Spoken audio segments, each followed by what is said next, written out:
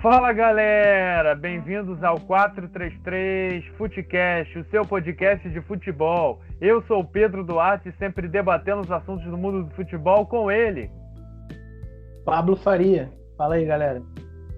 É isso aí, pessoal. Bom, nesse episódio 20 nós vamos falar muito, um episódio especial aí sobre a decisão da Supercopa do Brasil, envolvendo Flamengo e Palmeiras. Essa decisão aconteceu no último final de semana, que colocou frente a frente os dois maiores campeões do Brasil aí na última temporada. O Flamengo, campeão brasileiro da temporada de 2020, e o Palmeiras, campeão da Copa do Brasil da temporada de 2020, onde o Flamengo acabou se sagrando bicampeão dessa competição, que ganhou no ano de 2019, em cima do Atlético Paranaense, que na época foi campeão da Copa do Brasil. Bom, Pablo, já coloca a primeira pergunta aqui na mesa para a gente debater, já começando aqui a todo vapor, para falar bastante dessa super decisão aí que aconteceu no último final de semana. O nível técnico dessa final foi melhor que da Libertadores e da Copa do Brasil? Isso aí é claro, né, cara? Ah, não haja dúvida aí, né? Aquela ridícula lá do... assim, né? Clássico paulista geralmente costuma ser um jogo muito truncado, um jogo mais pesado, um jogo mais na base da raça e tal. São as equipes que jogam um pouco mais atrás. Enfim, não sei porquê, mas é recorrente nos últimos tempos aí do Clássico Paulista. Então, era de se esperar já que a final da Libertadores também tivesse se desenhando para ser um jogo do jeito que foi, que a gente viu lá, ouvido nos últimos minutos, e que a gente esperava até que fosse ir para os pênaltis, né? E iria se, sei lá, o Cuca talvez não tivesse feito... Enfim, né? São vários fatores, mas não... E sem contar também o nível técnico horroroso, né? Futebol pobríssimo. São vários fatores, a gente não tem por que falar sobre eles aqui agora, mas a gente já esperava mais ou menos que o jogo fosse se desenrolar mais ou menos desse jeito. E a final do campeonato da Supercopa do Brasil, que foi o campeão... Da Copa do Brasil. Não, é Supercopa do Brasil mesmo. Não, tá certo, desculpa. Tô pensando que você ia falar da Copa do Brasil. Foi mal, pode continuar. Não, a gente pode falar também. Da Copa do Brasil, eu acho que o Renato brincou muito com a sorte, mas aí também já é outra coisa, né? Tipo, acreditar em Paulo Vitor, ele falhou em quase todos os gols. Mas a gente agora não tem como a gente saber, né, que rumo seria se o Renato tivesse optado por outro goleiro, e também se o Renato tivesse optado a atacar no primeiro jogo quando o Palmeiras estava com a menos. Mas, enfim, isso são outros fatores. O fato é que são as duas equipes mais vencedoras do ano passado, são as equipes que venceram a Copa do Brasil e o Brasileiro. E pelo que o Flamengo estava vindo apresentando nos dois últimos jogos do Carioca, a gente já sabia que o Flamengo ia vir para cima. E o Grêmio não, desculpa. E o Palmeiras, que a gente já sabe que tem um futebol um pouco mais reativo, mas que joga muito bem no contra-ataque. É um time que joga com poucos toques até chegar ao gol e para finalizar rápido. E o Flamengo é aquele time que cadencia o jogo, parte para cima, não para. É aquele time que vai dar o bote, vai partir para cima, não vai deixar o adversário respirar. E foi isso que aconteceu nos primeiros minutos de jogo, a gente viu isso. Apesar do gol que o Flamengo tomou, eu diria até que que o Flamengo pressionou muito mais no começo do jogo, até porque o Palmeiras já estava com 1-0, e a gente sabe que o Palmeiras com 1-0 vai se resguardar, vai ficar jogando no contra-ataque, no erro do adversário, e deu a bola para o Flamengo. E dar a bola para o Flamengo com a qualidade que o Flamengo tem é um perigo. Então o Palmeiras tomou 2 gols, 2 golaços, 3 se você contar o do Palmeiras também, que foi um golaço.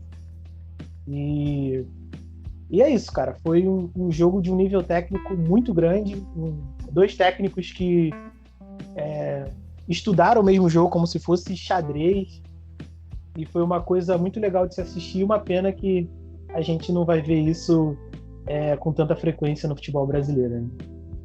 Concordo com você, não vai ver com tanta frequência, até porque é difícil ter jogos desse nível no futebol brasileiro.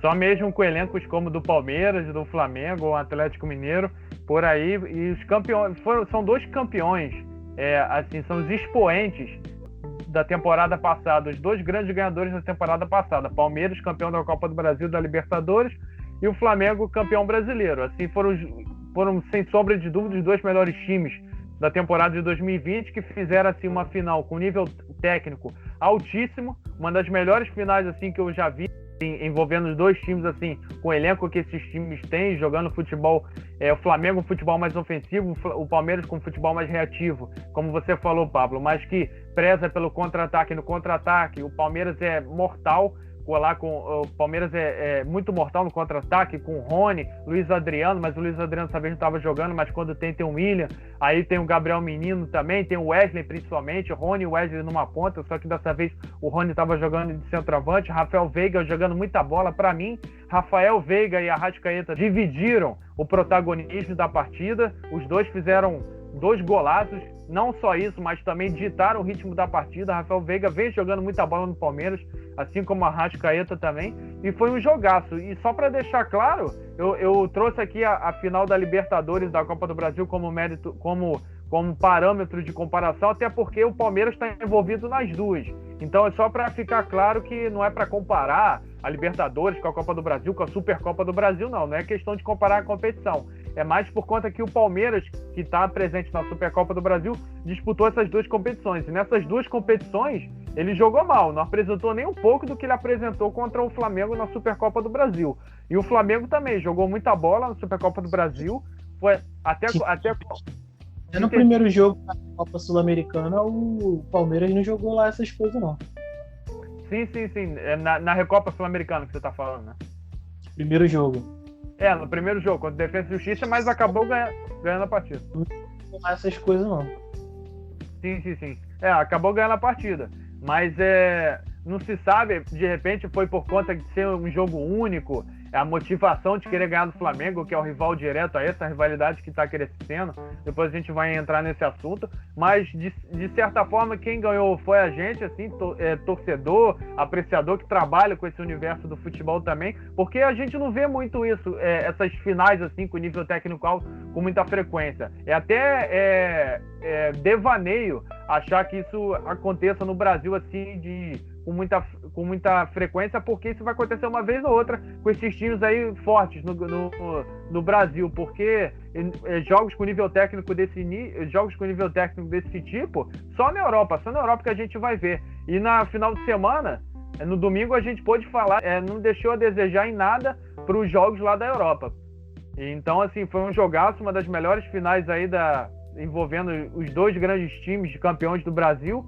E realmente foi um jogo assim para bater palma e bonito de se ver, né? Um futebol ofensivo do Flamengo contra um time reativo do Palmeiras, mas que preza pelo contra-ataque, e com o contra-ataque preza por fazer gols e tal. E foi um jogo de trocas, porque o Flamengo atacava, o Palmeiras atacava logo em seguida, o primeiro tempo todo do Flamengo. No segundo tempo, o Flamengo deu uma cansada por conta aí do ritmo e tal. O Gerson pediu para sair, Bruno Henrique pediu para sair. Eu até estranhei quando o Rogério Ceni tirou, porque eles iam bater o pênalti. Eu falei, não vai ter ninguém para bater o pênalti e vai colocar os garotos. Mas não, tirou porque eles estavam cansados. Então isso aí é por conta da temporada exaustiva, principalmente do final do Campeonato Brasileiro, que o Flamengo acabou sendo campeão, que foi cansativo ali aqueles últimos jogos.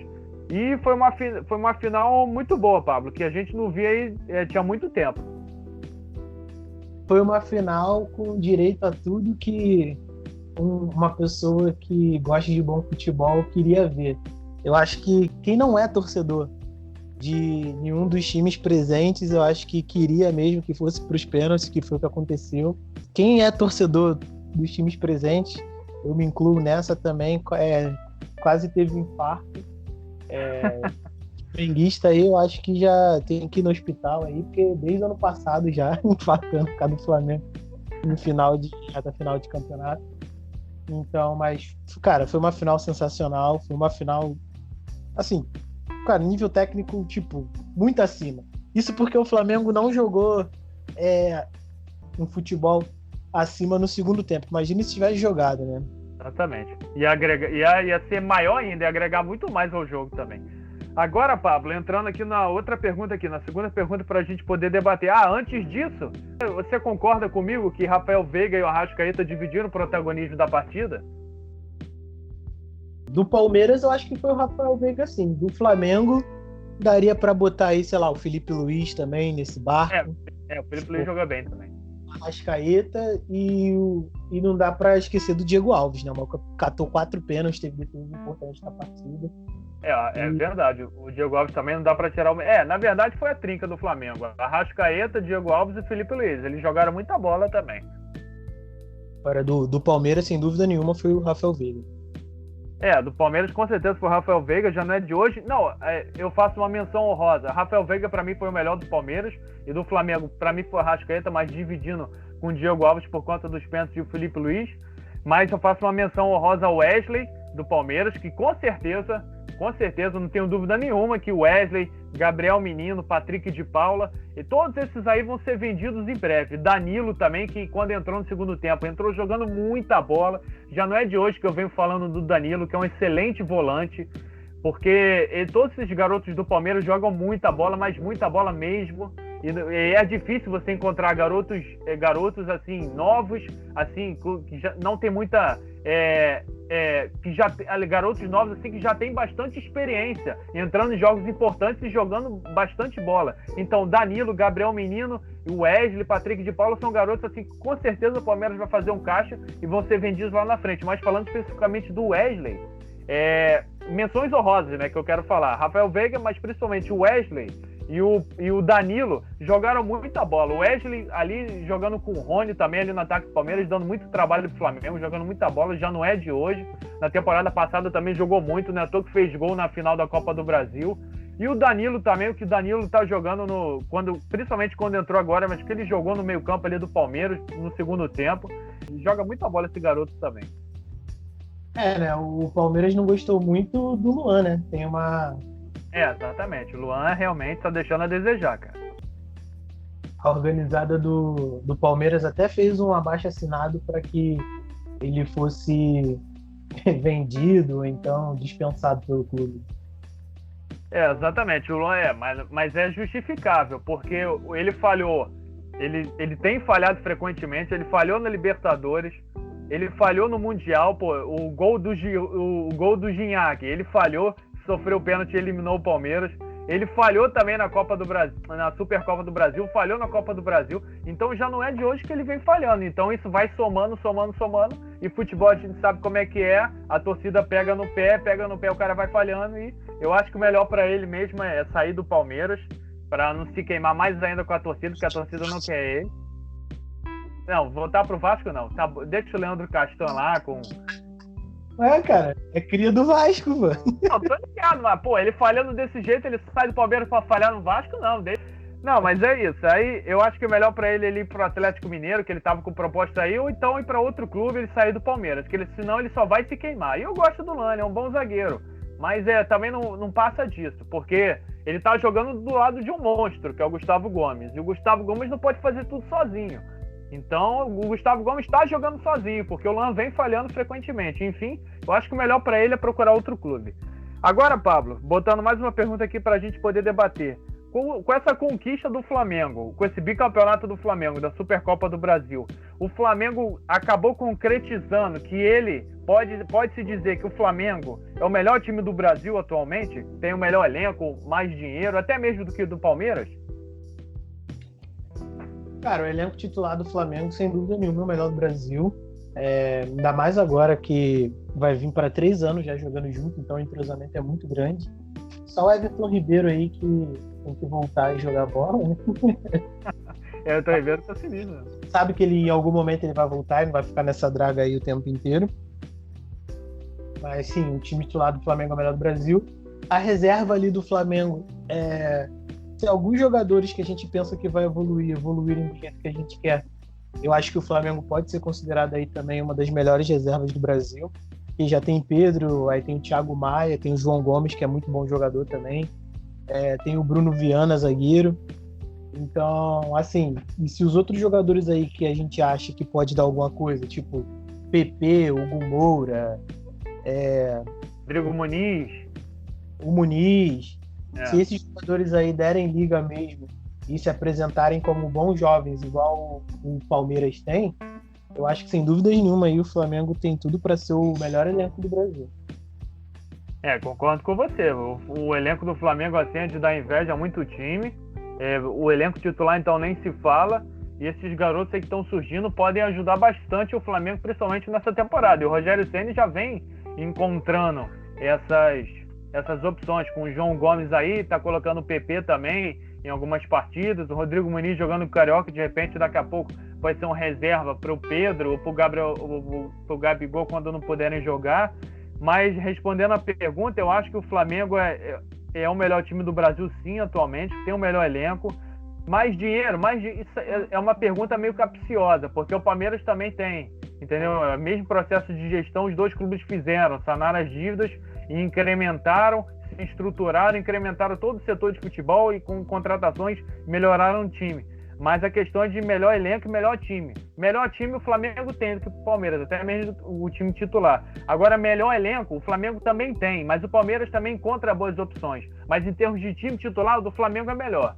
O do Flamengo é melhor porque Arrascaeta, Gerson, até o próprio Ilharão, Felipe Luiz, a gente viu, Diego Alves, Gabigol, Pedro, é muita gente boa, é muita gente que pode decidir a partida a qualquer momento. A gente viu que quem decidiu a partida foi Arrascaeta, foi o Felipe Luiz. Perguntar quem tem os jogadores mais decisivos do Brasil é o Flamengo. Isso aí com certeza, concordo com você.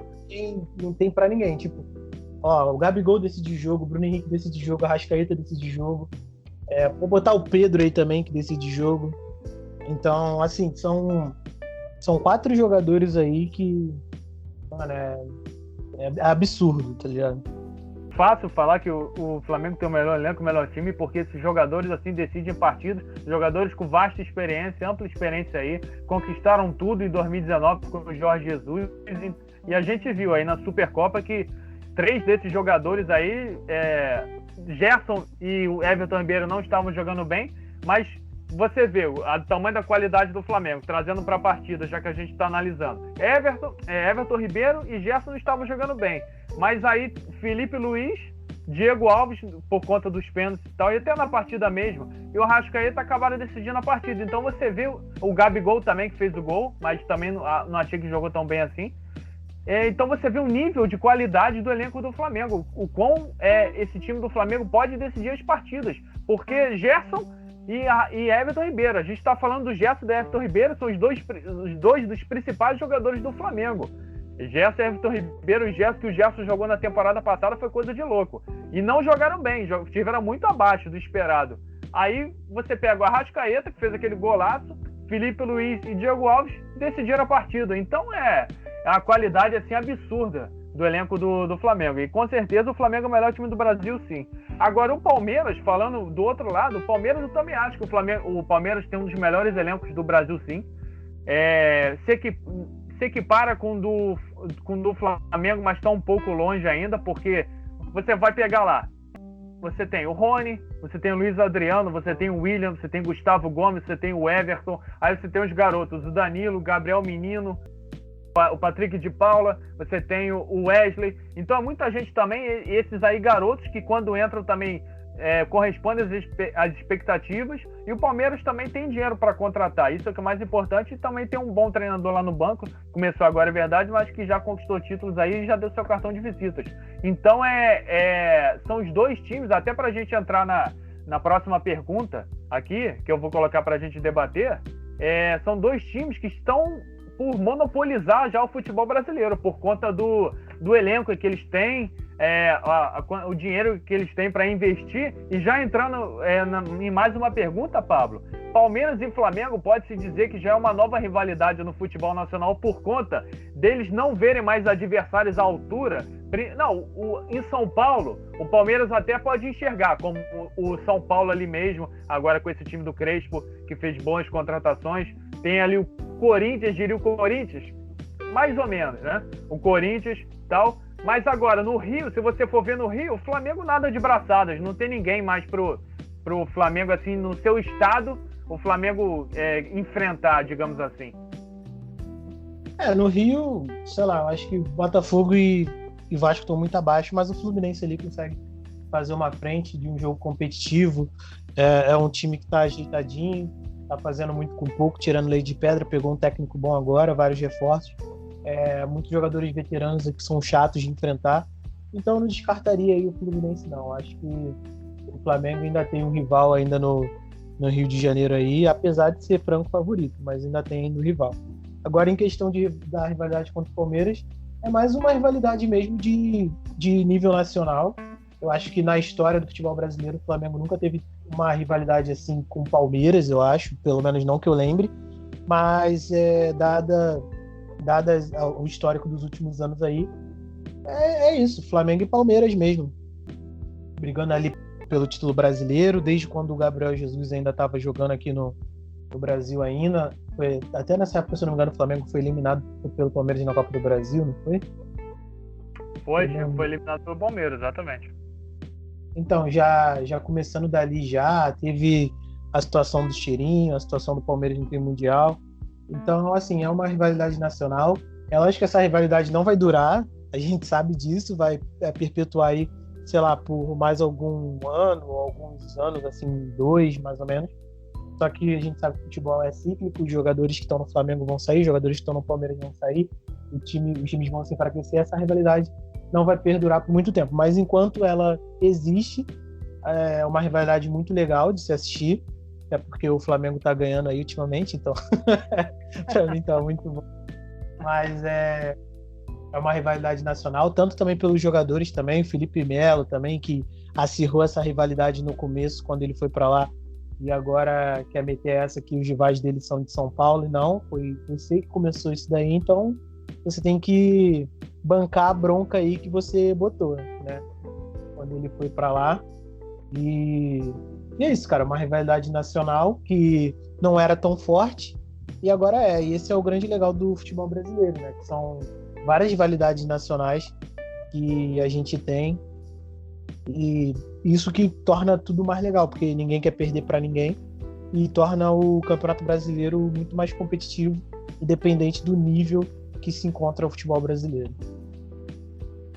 É verdade. E pode-se dizer também que o Atlético Mineiro, investindo do jeito que está investindo, pode entrar nesse grupo aí, né? Para disputar com o Palmeiras e Flamengo. O Atlético Mineiro, esse time vai engrenar. Até porque, por exemplo, o time do Atlético Mineiro é um timaço que eles estão montando, beleza. Aí você pensa assim, pô, quem é que vai comandar esse daí depois que o São Paulo saiu? Aí eles contrataram o Cuca. O Cuca, a gente sabe como é que o Cuca joga. Ele não é tão retranqueiro, mas também ele não é aquele cara que vai partir pro ataque, não. Então a gente já sabe que vai ser uma coisa meio que mista e mesclada. Não, e ele até surpreendeu no Santos, né? Ele até surpreendeu no Santos. E talvez a gente vê aí um Atlético Mineiro aí mais mesclado e um Cuca que não consiga tirar 100% do potencial do Atlético Mineiro por conta disso. No Santos ali dava certo porque ele tinha o Marinho e o Soteldo. Então, assim, era um time que se resguardava atrás, mas na frente era muito forte porque tinha 2 jogadores muito rápidos que finalizam muito bem. Então, deu certo lá no Santos. E o Cuca, ele oscila muito, né? Entre trabalho bom, ruim. E ele teve um trabalho ruim no São Paulo, foi pro Santos, fez um trabalho bom e agora vai ser um trabalho bom ou ruim? Então, assim, a gente tem que esperar aí. Já começou mal aí, perdendo o clássico pro Cruzeiro. Esse time do Cruzeiro, aliás. Verdade. Difícil de engolir essa. Tem o Hulk também, que foi contratado aí pra jogar no ataque, é um cara que não faz gol. Eu e o Bruninho, a gente tem até a gente tem até uma piada com o Hulk, que é aquele cara que puxa pro lado e chuta forte pra fora. E é isso, né? Tem que ver aí se o Hulk vai dar liga, se ele vai fazer gols ou não. Ele não é conhecido muito por fazer gols. Pelo menos não nos times que ele jogou, né? A não ser na China, mas aí acho que não pode ser levado muito em conta. Mas, enfim, fora que tem todo um jet lag, um delay, né? Que ele tem ainda voltando da China. Se a gente for pegar os históricos aí dos jogadores que voltaram para a China, eu acho que o único que jogou em alto nível e rendeu pra caramba no time foi o Everton Ribeiro. Dos outros, assim, não consigo pensar em ninguém. Talvez o Marinho, mas eu não sei se o Marinho veio da China, acho que ele veio da Arábia, né? Eu não lembro. Não, o Marinho veio da Arábia, não jogou na China não, se eu não me engano. Então, desses jogadores aí que vêm da China, é complicado, né? Porque lá na China, sei lá, o cara joga uma vez por semana. Aqui o cara joga de quarta a domingo, tá ligado? Então, aqui é sinistro. Então, assim, os caras sentem muito. O Everton Ribeiro, por exemplo, foi 6 meses de adaptação. Mas o Carioca do ano seguinte. Então, é complicado. Primeiro falando, depois eu falo do Atlético Mineiro. Em relação ao Palmeiras e Flamengo, a questão da rivalidade, isso aí é por conta do momento, porque os times aí estão em evidência, estão ganhando tudo. O Flamengo principalmente desde 2019, mas o Palmeiras também em 2016 foi campeão brasileiro. Então, esses times aí, Palmeiras e Flamengo, no decorrer dos últimos anos, desde 2016 para cá, eles vêm conquistando praticamente tudo. Palmeiras ganhou o Brasileiro, Copa do Brasil, Flamengo ganhou a Libertadores, ganhou o Brasileiro 2019, ganhou de novo agora, na temporada passada, ganhou a Libertadores 2019, Palmeiras ganhou a Copa do Brasil ano passado, Libertadores. Então, são os times que estão figurando no cenário nacional como os times mais ganhadores nos últimos anos, de todas as competições possíveis, a nível nacional e internacional, como a Libertadores, por exemplo, e por isso que está despertando, entre aspas, essa nova rivalidade, não descartando os seus rivais diretos no estado, que como eu falei, que o Palmeiras tem o São Paulo ali do Crespo,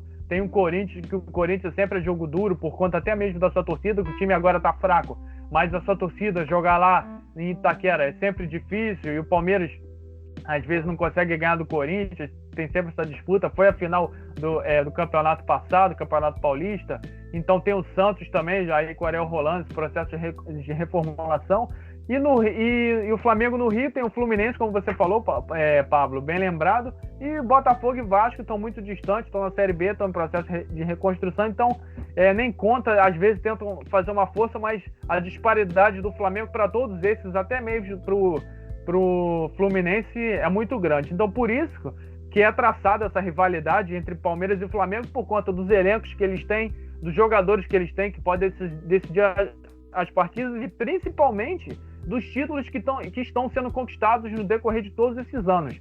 Aí você me fala, Palmeiras, Flamengo, aí tem o Grêmio, mas tem o Internacional que disputou no Brasileiro do ano passado. Mas Grêmio e Internacional, principalmente o Grêmio, que a gente acabou de ver que o Grêmio foi eliminado na Libertadores. Então isso aí pode-se dizer muito, porque Grêmio, Internacional... O Grêmio foi eliminado na pré-Libertadores, ele vai para a Sul-Americana? Não tem nem vaga na Sul-Americana. Sul-Americana é só o terceiro da fase de grupos. Tá, pode... Só o terceiro da fase de grupos. Aí então você pega Grêmio, que acabou de ser eliminado agora na fase da pré-Libertadores, que assim prejudica muito, e o Renato já vai começar a temporada balançando. Aí você pega o Internacional, que disputou o Brasileiro com o Flamengo no ano passado. Ele não vai ter mais a desculpa de abdicar do Brasileiro, né? Exatamente. Agora ele pode falar que ele vai investir 100% no Brasileiro e não vai ter essa desculpa da Libertadores. Exatamente, vai poder focar. Aí você pega esses dois times, que assim, pode-se dizer que seriam rivais assim, grandes lá no Rio Grande do Sul, para Flamengo e Palmeiras, mas não estão no mesmo nível, não tem o mesmo elenco, não tem os jogadores que possam decidir como Palmeiras e Flamengo. Então, de fato, Palmeiras e Flamengo estão muito à frente desses times. Aí você tem o Atlético Mineiro. Só que o Atlético Mineiro está montando um timaço, é verdade. Ficou em terceiro no Brasileiro da temporada passada. E sabe esperar com o Atlético Mineiro, que foi como você falou, Pablo. O Cuca, cada hora faz um trabalho diferente. Quando a gente acha que ele vai bem, ele vai mal. Quando a gente acha que ele vai mal com aquele trabalho, que não dá condições nenhuma para ele trabalhar, ele vai muito bem, que é o que aconteceu no Santos. Então, o Atlético Mineiro, em termos de elenco, é verdade. Tá montando um timaço. Mas se você for ver lá o processo de gestão, o Atlético Mineiro já tá com 1 bilhão de dívida para ser paga aí. Enquanto o Flamengo e Palmeiras, com o processo de gestão dele, eles estão tendo dívidas, é verdade. Só que eles estão com as dívidas quase todas equacionadas. Então você já começa a ver aí que esses dois times, no futebol nacional, eles estão num lugar de destaque. Por isso que a gente está abordando aqui essa temática aqui, essa palavra aqui de rivalidade, por conta que esses dois times não tem mais o que fazer. Eles são o que estão disputando aí a hegemonia do futebol brasileiro atualmente. Eu concordo contigo, cara. Eu acho que sem tirar nem pôr o que você falou aí, E o que eu já tinha falado ali, dá para complementar. E é isso, a rivalidade nacional.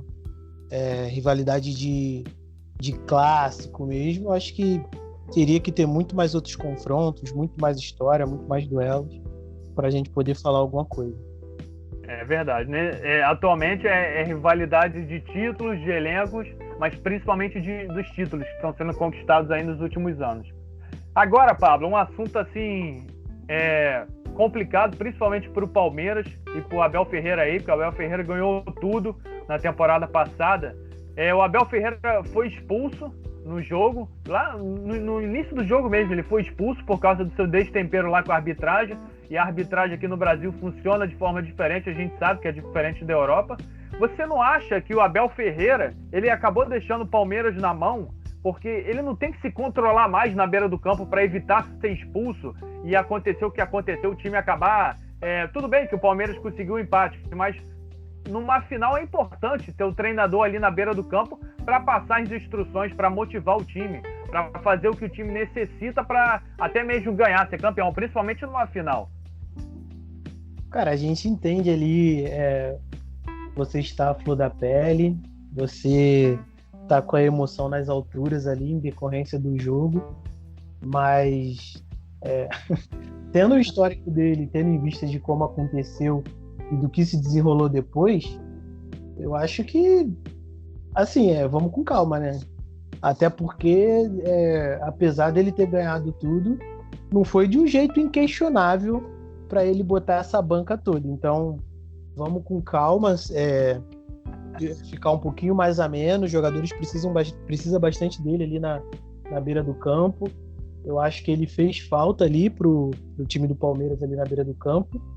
Mas é um histórico do treinador, é um treinador estourado, né? E o que não pode é isso refletir em campo em jogadores, que é uma tendência a acontecer com o decorrer do tempo, né? Um cara bastante estourado assim, e tem umas críticas que ele faz que não tem nada a ver uma coisa com a outra, para reclamar do árbitro, que esse árbitro é o melhor que vocês têm, sendo que no primeiro tempo, cara, o Palmeiras, sei lá, parecia que o Flamengo estava jogando futebol americano com o time do Palmeiras, porque o que o Palmeiras bateu no time do Flamengo, meu Deus do céu. O Palmeiras, por exemplo, fez 23 faltas no jogo, o Flamengo fez 15. O Palmeiras fez 8 faltas a mais que o Flamengo, e faltas muito mais fortes e ríspidas. As faltas que o Flamengo geralmente fazia no Palmeiras eram aquelas de bote que o Flamengo tem em decorrência do seu estilo de jogo, que vai dar logo o bote, pressionar logo o adversário.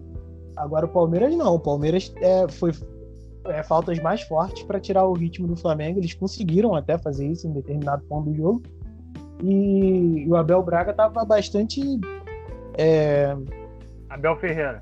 Abel Ferreira estava bastante alterado pelo fato, sei lá, de um pênalti também que ele falou que achou que foi pro Palmeiras e tal. Xingou o árbitro. Não, e sem contar o que se desenrolou, se eu não me engano, lá no vestiário, que teve soco, teve briga lá dentro, parece que empurraram o Marcos Braz, teve uma confusão generalizada também. Não, sim, cara, e por exemplo, ele vem falar que o jogo já estava mandado pro Flamengo. Cara, teve um pênalti a favor do Palmeiras. Teve um pênalti, cara. Qual o sentido do jogo tá tramado pro Flamengo e o cara marcar um pênalti a favor do Palmeiras quando o Flamengo tá vencendo o jogo de 2-1? Tipo, ele tem que reconhecer também a derrota. Não tem sentido nenhum, cara. É como o Rogério Ceni falou, né? Lógico que tem todo aquele ímpeto à flor da pele, do momento e tal, mas não dá, né, cara? Tem que botar a cabeça depois debaixo d'água ali, quando ela estiver um pouco mais fresca, e pensar num pouco do que você está falando. E para entrevista também, eu não sei se isso daí foi para fazer uma jogada com os torcedores e tal. Tava muito rabugento, bravo lá na entrevista. Enfim, dando a entender que o Flamengo ganhou porque é o Flamengo e não pelo futebol que foi jogado. Eu acho que ele deveria analisar aí como é que foi o jogo, né? Porque o Palmeiras nos pênaltis teve muito mais chances de fechar o jogo do que o Flamengo. Foi pura competência do Diego Alves no gol. Verdade. E é isso. Pênalti também, a loteria mas tem muito de jogo psicológico, treinamento, e o Diego Alves soube se fazer em cima dos moleques do Palmeiras. Concordo com você. Ó. Abel Ferreira, ele tem que parar de ser, às vezes, menos rabugento e tal, às vezes esfriar a cabeça para ir para uma entrevista coletiva, mas pode-se dizer que também ele pode ter feito isso por conta de querer dar explicação para o torcedor, porque perdeu a partida e tal. E também tem que reconhecer a derrota, porque o time dele jogou bem no segundo tempo, porque o Flamengo cansou também, mas no primeiro tempo o Flamengo dominou completamente a partida. O Palmeiras começou fazendo aquele gol lá com a Rafael Veiga, mas depois disso o Flamengo dominou inteiramente a partida. Então ele tem que botar a cabeça no lugar também, para as coisas que ele fala, tem que saber reconhecer a derrota, né? Porque ele também ganhou tudo, que ele tem que chegar também achando que já na próxima temporada, que é a atual que a gente está, achando que ele sabe tudo e tal, porque, como você falou, Pablo, ele não ganhou de maneira inquestionável, como o Jorge Jesus ganhou, que esse aí sim pode se falar muito, porque o que o Jorge Jesus fez em 2019 é figurinha repetida, que a gente sempre fala isso, mas esse sim pode falar, porque o jeito que ele jogou e o futebol que ele apresentou é coisa de outro mundo, e o Abel Ferreira não foi campeão dessa forma, então muitas das vezes o time dele deixa a desejar, até mesmo no Campeonato Brasileiro, inúmeras vezes o adversário foi melhor e ele ganhou a partida por conta dos jogadores que ele tem, que decidem a partida. Então ele tem que saber perder também. Eu acho que ele deixou o time na mão sim, porque é um treinador em final de competição importante, que seja Supercopa do Brasil, até mesmo final de campeonato paulista, qualquer final de campeonato, é importante o treinador estar ali para passar instrução para os jogadores. Porque muitas das vezes os jogadores olham para o banco, aí não tem um treinador lá, o cara às vezes fica meio perdido, principalmente se for um garoto, que não tem muita experiência. Então eu acho que ele tem que se controlar mais sim e medir as palavras, principalmente nas entrevistas. Ele é um cara inteligente, é um europeu, a gente sabe também que português tem sangue quente, o Jorge Jesus também dava entrevistas assim. Ele tem que polir também as coisas que ele fala, e se controlar na beira do campo para evitar mais expulsões como essa e deixar o Palmeiras em situações assim complicadas, principalmente em finais de campeonato. Não sei, é o temperamento dele. O temperamento também. A gente já sabia, antes dele vir para cá, que esse era o perfil de técnico que ele era. E a resposta que ele tem que dar tudo isso é dentro de campo. E o Palmeiras, apesar de estar ganhando tudo por méritos e tal, tá tendo um futebol competitivo, mas não tá tendo um futebol que a gente espera que o time do Palmeiras possa apresentar. Acho que ele tem que melhorar isso também.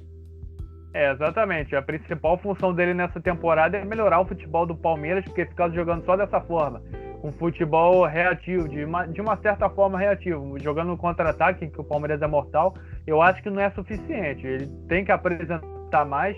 Beleza, ele ganhou títulos importantes, Copa do Brasil e Libertadores, com apenas 5 meses no cargo, mas ele tem que mostrar mais. Ele vai começar uma temporada, e essa temporada é a chance que ele tem para demonstrar, até mesmo ser melhor que o conterrâneo dele, que foi o Jorge Jesus, e apresentar um futebol minimamente ofensivo, que é o que se espera nele à frente do Palmeiras, porque a gente sabe que é difícil, o cara tem um estilo, difícil mudar aquele estilo, mas os jogadores que o Palmeiras tem propiciam essa ideia, esse esquema de jogo, de futebol minimamente competitivo. Vou comentar o que você falou, mas é porque os comentaristas da ESPN, os palmeirenses gostam de fazer essa comparação com o Jorge Jesus, só que, assim, o que a galera tem que levar em mente é que o Jorge Jesus tem 4 derrotas pelo Flamengo. Exatamente. 4 derrotas pelo Flamengo. 6 títulos. 4 derrotas, 6 títulos. Não tem como ele superar isso. Tem como ele ser um técnico mais vitorioso. Agora, dizer que ele foi melhor, só se o Jorge Jesus voltasse. Exatamente. Esse trabalho aqui para poder comparar. Porque não tem como, cara. Talvez o Jorge Jesus tenha sido o técnico com o melhor trabalho na história do futebol brasileiro, em questão de aproveitamento. É absurdo, cara. Por isso que eu falei que o que o Jorge Jesus fez foi absurdo aqui, não? É simplesmente absurdo. Enfim, continua teu do raciocínio. Não. Era isso que eu tava falando. Se ele tem que demonstrar nessa temporada muito mais do que ele demonstrou na outra temporada. Porque, em termos de futebol, que o Palmeiras vem jogando. É basicamente isso. É a função primordial dele nessa temporada de 2021 à frente do Palmeiras. E, principalmente, se controlar na beira do campo, que é fundamental, e não deixar o time na mão, principalmente numa final de campeonato. A última pergunta aqui, para a gente poder debater, antes de terminar o episódio, é uma pergunta assim polêmica, uma pergunta meio ambígua, assim, uma pergunta polêmica, delicada. O Gabigol, entrar no assunto Gabigol é complicado, é inventura do que aconteceu aí nas últimas semanas, nos últimos meses, envolvendo o nome do Gabigol aí, que o Gabigol foi encontrado lá, em meio à pandemia, no cassino e tal. O Gabigol, pode-se dizer que ele já é o maior ídolo da história do Flamengo ou tá longe disso? Vai ser difícil superar o Zico? O maior ídolo da história do Flamengo tá de sacanagem, não tem como. Ainda não. Por que eu trouxe essa pergunta pra cá, pra gente poder debater? Por conta dos títulos que ele vem conquistando. Cara. Não entendi. O Zico tem o quê? 4 campeonatos brasileiros, cara? Não, sim, mas olha só, o ponto de vista dessa pergunta é o seguinte, não é para ser polêmica dessa forma, não quero aqui pra gente dizer que o Gabigol é maior que o Zico, a questão não é essa, é por conta dele, se ele já é um ídolo, se ele pode vir a ser um ídolo maior, até mesmo do que o Zico, por quê? Por conta dos títulos que ele está conquistando, e se ele já pode figurar na galeria de ídolos do Flamengo. Cara, ó, em questão de jogador, o Gabigol nunca vai ser melhor que o Zico. Isso é fato. Não é nem questão de não é nem questão de não gostar ou gostar do Gabigol, é questão de talento. O Gabigol nunca vai ser melhor que o Zico em questão de talento. Ele pode passar o Zico em artilharia no Flamengo, ele pode passar o Zico em artilharia de maior jogador do brasileiro, ele pode passar o Zico em mais títulos no Flamengo, mais jogos, mas ele nunca vai ser melhor que o Zico. Isso daí é para deixar claro. Tá? O Zico, depois de Pelé, tenha sido um dos jogadores mais importantes que o Brasil já teve. Tipo assim, Zico, Garrincha, tá nesse nível, tá ligado? Então, assim, com você. O Gabigol é muito difícil ele chegar nesse nível. A não sei se ele tiver uma evolução muito absurda. E, assim, eu acho que ele não vai ter. Eu acho que ele vai ser um jogador muito importante pro Brasil, talvez se ele continuar se mantendo nas convocações e tal, mas em questão de jogador ele nunca vai ser melhor que o Zico, ponto. Agora, que ele senta na mesa com os ídolos do Flamengo, isso é sem dúvidas nenhuma. Que ele pode ser o maior ídolo do Flamengo depois do Zico? Pode. Ele pode ser o maior ídolo do Flamengo dessa geração? Pode. Ele pode ser o maior ídolo do Flamengo mais conhecido? Porque o Zico já tá velho, a geração nova agora conhece o quê? Gabigol. Quem era antes do Gabigol aí? Então... Era o Adriano. Assim, Adriano. É isso que eu tô falando. Tipo, então, ele já tá ali sentado na galeria de... Já tá ali sentado na mesinha ali dos ídolos do Flamengo. Agora, o quanto isso vai se perpetuar, aí vai depender do que ele ainda vai fazer pelo Flamengo, tendo em vista que ele só tem o quê? 23, 24 anos? Por aí, 22, 23 anos. Assim, na minha concepção, eu acho que ele... Beleza, ele pode vir a se tornar um ídolo, assim, ele já pode sentar na mesa, igual você falou, na galeria de ídolos do Flamengo, ele já figura como um dos maiores ídolos da história do Flamengo, junto com outros grandes como Zico, Andrade, Adílio, aquele time de 81 todo, principalmente Leandro, entre outros, Petkovic, Adriano, entre muitos outros, Renato Abreu. A gente vai ficar aqui falando e não vai acabar não terminando o episódio, por conta da galeria de ídolos do Flamengo. Agora, um aspecto fundamental, que eu acho que caracteriza o Gabigol como que ele não é ídolo, mas isso aí é opinião pessoal, que eu acho que o Gabigol não é ídolo por conta disso, é a conduta dele fora de campo. Que um ídolo não deve fazer as coisas que ele faz fora de campo. Como o que ele estava envolvido, um ídolo não dá exemplo como esse. O Zico nunca que deu exemplo como esse. Então, eu acho que o caráter... Beleza, aí você vai me falar, a vida de fora de campo não condiz com o que o jogador faz dentro de campo. Eu não penso assim. Eu acho que o cara também, para se tornar um ídolo de um clube, principalmente um ídolo um ídolo de um clube de massa como o Flamengo, que o tempo todo dá exemplo para as crianças. Tem muitas crianças aí dessa nova geração se baseiam no Gabigol, que admiram o Gabigol, e o cara tem uma conduta inapropriada fora de campo. Eu acho que isso não caracteriza o cara como ídolo. Agora, em termos de futebol jogado dentro de campo, o que ele já conquistou com o Flamengo, beleza, você pode dizer que ele é ídolo por conta do que ele conquistou dentro de campo. Agora, eu acho que as duas coisas têm que estar juntas, dentro do mesmo jogador, para esse jogador se perpetuar como ídolo de um clube. A sua conduta fora de campo, dando exemplo, principalmente para as crianças, que se baseiam nesse jogador, e o que ele faz dentro de campo. Atualmente, é só o que ele faz dentro de campo que está caracterizando ele como ídolo, que eu não acho que ele é ídolo por conta disso. Porque o que ele faz fora de campo, ele deixa muito a desejar.